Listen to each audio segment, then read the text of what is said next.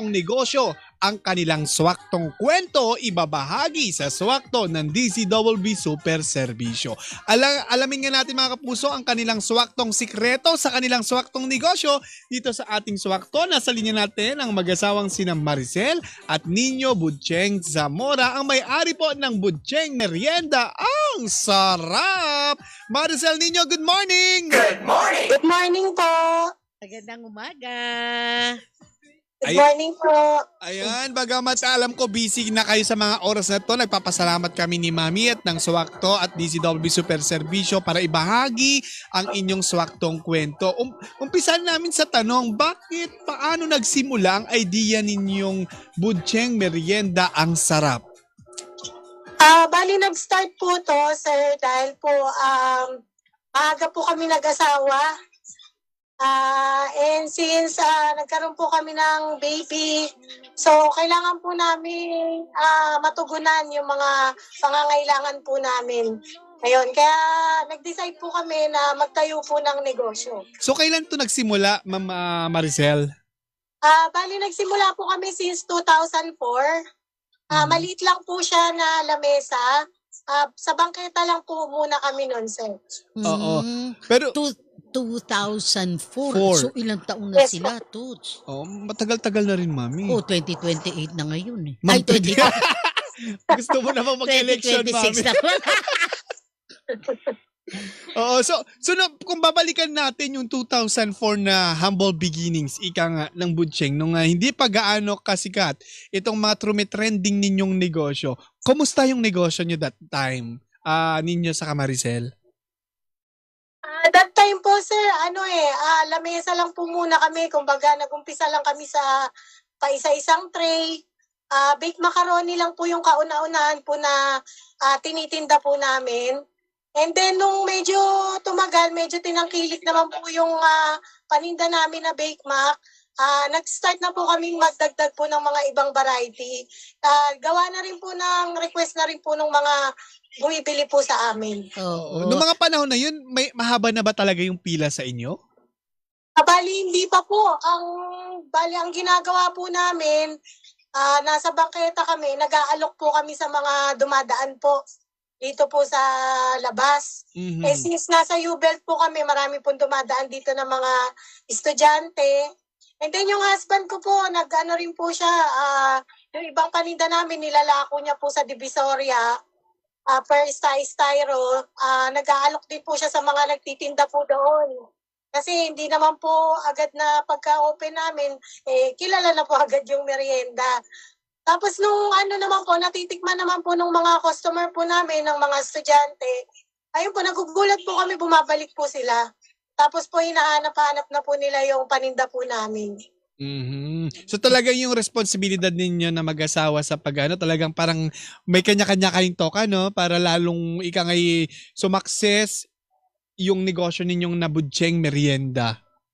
Yes po, bali ako po kasi ang nagmamanage sa pagluluto, tapos yung husband ko naman po yun sa pagtitinda po. Mhm. So paano nagsimula na ito na bigla kayong naging trending sa mga social media, Maricel, sa kaninyo? Bali sir, nung parang hindi pa naman po uso yung mga vlogger po nung time na yon. Konti pa lang po. Bali nito lang po nung bumalik na po kami ulit nung 2023. Bumalik po kasi kami dahil nag-stop po kami ng konti dahil nga po nag-pandemic. Tapos nung 2023, binalik po namin siya. Yun, may nakapansin na po sa amin na vlogger. Yun po yung si Sir Lois. Yun po yung kauna-unang vlogger na nakapansin po sa amin. Tapos sunod-sunod na po yung pagpunta po ng mga ibang mga vlogger po. Oo. So ano yung naging reason sa kanila ba't bumabalik yan? At marami mga vlogger din na naging curious para silipin at tikman ang inyong binebentang mga merienda. Siguro po nasasarapan din po sila dun sa produkto po namin. At saka sinasabi po nila sa amin na mura daw po yung paninda namin. Pero yung quality po, pag natikman po nila, parang hindi po sa ganung presyo, sa ganun kamura. yan po yung sinasabi nila na sulit daw po yung binibenta po namin sa halagang 40 pesos po. Yung 40 Ah, pesos. yun yung puto cake. Yun yung 40 pesos. 30 pesos lang po yung puto cake po Oh. Mas namin. mumura pa. Yun yung, Gumalansya ka na mami ng 5 yun pesos. yung may leche flan sa Oh, nakita mo ibabaw. mami, sarap. Opo, 30 pesos lang po 30 siya. pesos lang. Ay, talagang babalikan ka. Masarap na mura Student pa. meal ang tawag doon, di ba? Ha? Student Opo, meal pag yes. ganun kung 30 pesos. Sulit bill. Oo. Tapos ito pinapakita sa Facebook saka YouTube namin ngayon na live. Yung yung Bake Mac, magkano to? Ay, yung Bake Mac po, lahat po ng mga pasta namin, puro 40 pesos lang po sila. Oh, Ay, mura ka. mura nga. Talaga pupuntahan Opo. si Anong, Butchang. anong naging sikreto nyo? Butcheng pala. Butcheng. Anong sikreto ng Bake Mac ninyo? Kasi sabi niya kanina, mami, yan yung una nilang inilako. Oo. May kakaibang recipe ba ang Butcheng pagdating sa Bake Mac na yan? Hindi naman po. Siguro po kasi yung mga ginagamit po namin ng mga ingredients, quality po siya talaga. Lahat po ng mga Ricardo po na binibili namin, puro branded. And hindi po kami masyadong naghangad po agad ng malaking kita. Bali yung inano po namin sa sarili namin na balikan po kami ng mga mamimili po namin. Oo.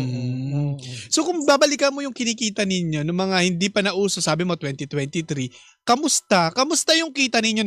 Nag-double ba? Nag-triple ba? Kamusta yung pasok ng negosyo sa mga Butcheng? Nung nag-trending na po yung merienda po namin, ngayon po, mas dumami po yung production po namin.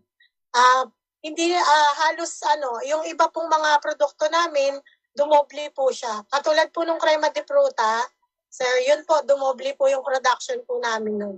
Ngayon po, na nag-viral po siya. So, dagdagdag na rin ba kayo ng kasama sa pag-asikaso ng inyong mga niluluto dyan sa Butcheng? Yes po, may mga kasama na po kami ngayon. Sa awa naman ng Panginoon, binibigyan naman kami ng mga mababait po namin na mga kasama po dito. Sa Oo. pagbuo po nitong po namin, negosyo po. Oo. Mm-mm. So yung pinapakita kasi namin ngayon dito sa aming Facebook Live saka sa YouTube streaming namin Marisol saka Ninya no, na may sarili na kayo parang stall, ika nga, na sariling pwesto. Dati, paano yung sistema ng pagtitinda ninyo diyan sa lugar ninyo? Nung umpisa po, dati po, tinataksi lang po namin yung paninda namin. Tapos pagdating dito po sa Sampaloc, kasi po nakatira kami noon sa bahay ni Mrs. sa Caloocan. Nagluluto kami ng Bake Mac, tinataksi namin dito, mga 16 tray. Pagdating po dito sa Sampaloc po, nilalatag po namin dito sa lamesa po namin. Oh. Sa labas lang po ng gate namin po. So sa tingin niyo mas naka-lessen ba yung nagkaroon na kayo mismo diyan ng sariling pwesto kumpara yung taxi fare pa kasama yan sa 'di ba? Sa Correct. Sa Opo, expenses. Apo. Bali, mas malaking tipid po. Kasi pag taxi po, mahal po eh. Totoo. Oo, lalo na ngayon. Saka, medyo yung trabaho, medyo mabigat. Kasi babiyahe pa po kayo. Hindi ka tulad po dito, ibababa na lang po namin sa sa bahay po namin yung mga paninda namin. Oo. Kasi po yung tindahan po namin, dito lang po kami umuupa sa kapitbahay po namin.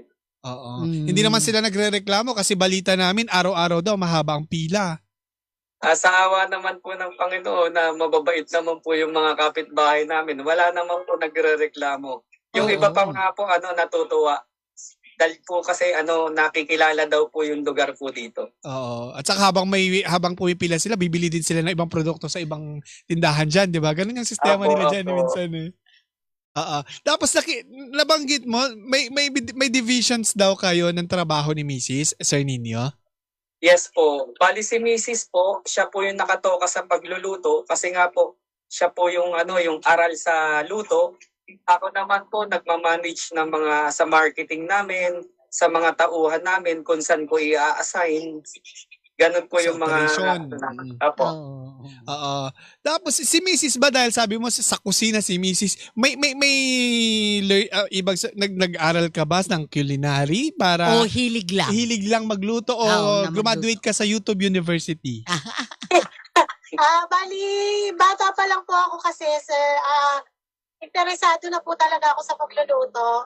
At saka yung kinuha ko pang kurso nung college po ako is related din po sa food. Nutrition and food technology po. Ayaw naman. Oh. Apo, yun po yung kinuha ko sa TUP po.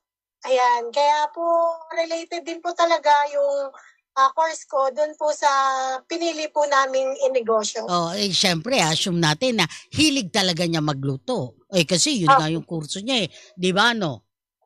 Yes po. Mike. Siyempre dahil matagal na yan, Sir Nino saka Ma'am Maricel, ano yung nakikita niyo yung napagdaanan ng negosyo ninyo na-overcome ninyo na until now, lalo pang na umuusbong yung inyong swaktong negosyo?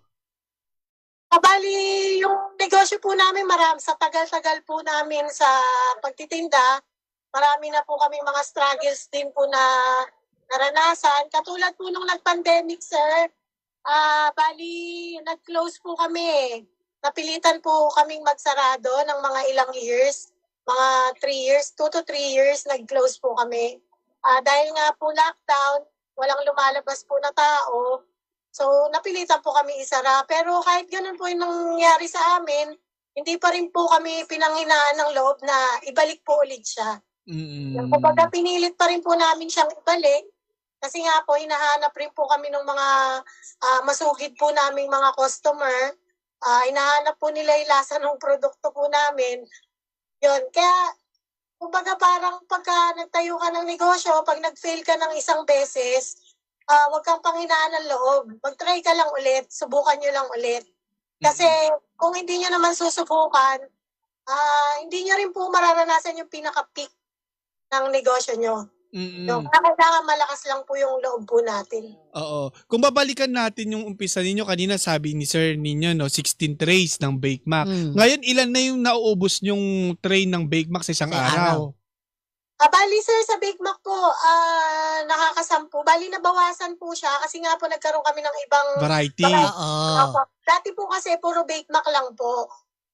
Ngayon, yung ube cake. Parang sarap, no? Sarap, no? Tapos po, yung mga, dahil po dumami na po yung pagpipilian nila, medyo nabawasan po yung Bake Mac po. Pero yung mga paninda namin, padagdag po siya ng padagdag. Kumbaga nadadagdagan yung mga produkto. Mas dumami kita, mas maraming variety. Katulad na lang yung crema de fruta para ang sarap din tignan. Lalo na yung puto cake. Di ba? So, paano mo natutunan yan? Kasi curious ako, Mami. Ngayon lang ako nakarinig na puto na, cake pa, na may leche flan pa. Di ba? Di ba? All in one. All in one. Original recipe mo yan o pinamana sa'yo, yung recipe niyan? Ay, hindi po. Bali, original recipe ko po siya. Bali, ako po talaga yung gawa sa kanya. Dahil nga po yung sa crema de fruta po namin, marami po kami nasasayang na mga egg whites. So, sabi ko, nag-isip ako ng ibang produkto ng paninda na sabi ko, pwedeng sayang gamitin naman yung egg white. Sayang naman po yung egg white kung laging itatapon. So, sabi ko, naisip ko na gumawa kaya ako ng puto cake. Yun po. Kaya po nagkaroon po kami ng puto cake po ngayon para po hindi po masayang. Diba? Mindset ba? Yeah. Invest na ipagtapon ka. Tingnan mo, additional income pa. Correct. Walang nasasayang, di ba, no? Walang nasasayang. Ang galing. Kumbaga, walang tapon. Totoo, di ba? Bawat retaso, ika nga.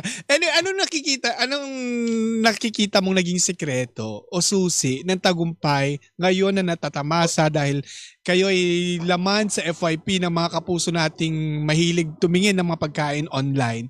Anong naging sekreto ng Butcheng Merienda ang sarap sa tingin nyo, Sir Nino sa Ma'am Maricel? Bali, ang sikreto lang naman po is yung maging matyaga po tayo sa papasukin po nating negosyo. At saka wag po nating kakalimutan laging tumawag po sa Panginoon. Kasi sa lahat naman po ng mga talento, kaalaman, lahat naman po yan ipinagkakaloob sa atin ng Diyos. Manalig lang po tayo lagi sa Diyos kasi lahat naman po nang nangyayari sa atin, siya naman po talaga may akda. Correct. At anyway, imbitahan nyo po yung ating mga kapuso, Sir Ninyo, na saan nila kayo mapupuntahan para tikman itong binibida natin ngayong swaktong negosyo ninyo. Meron po ba kayong Facebook? Go ahead po, imbitahan nyo po sila. Sa atin pong tagapakinig, tagapanood ng DCWB at sa mga customer namin na nanonood sa mga iba't ibang platform, inaanyayahan po namin kayo sa Butcheng Merienda Ang Sarap, located sa 241 Manrique Street, Bustillo, Sampaloc, Manila. Katabi lang po namin ang St. Anthony Shrine. Yun na, simbahan po. May Yeah. Facebook po ba kayo? Yes po, ang Facebook page po namin ay Butcheng Merienda Ang Sarap. Sa mga masugid po namin customer, i-follow nyo lang po kami doon. And kung gusto nyo po ng online order, pwede po kami doon. Pagka po kayo ay may okasyon, message lang po kayo sa ating Facebook page.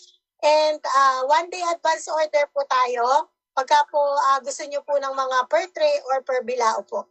Ay, ang Ang galing. saya, ang galing. Talaga namang napakaganda ng inyong swaktong kwento sa inyong swaktong negosyo, ma'am. Maraming salamat po sa pagbahagi ng inyong kwento. Maraming salamat din po. Ayan, sige. Good luck. Good luck and sana dumami pa ang makatikim ng inyong negosyo. Yan po mga kapuso, ang mag-asawang sina Maricel at Nino Butcheng Zamora, ang may-ari po ng Butcheng Merienda Ang Sarap. Super serbisyo, trabaho, negosyo.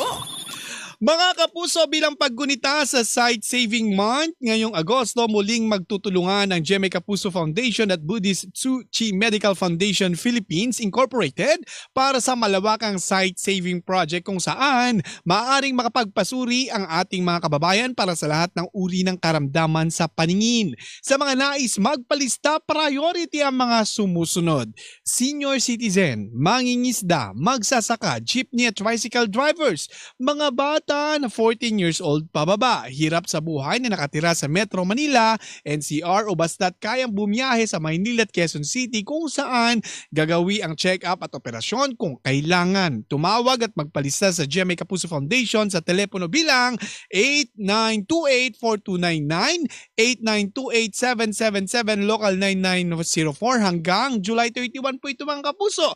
Maaring tumawag mula alas 9 ng umaga hanggang alas 5 ng hapon. You're looking for somewhere to belong. Babay na tayo, Toots! Someone to guide. Yes, ayan.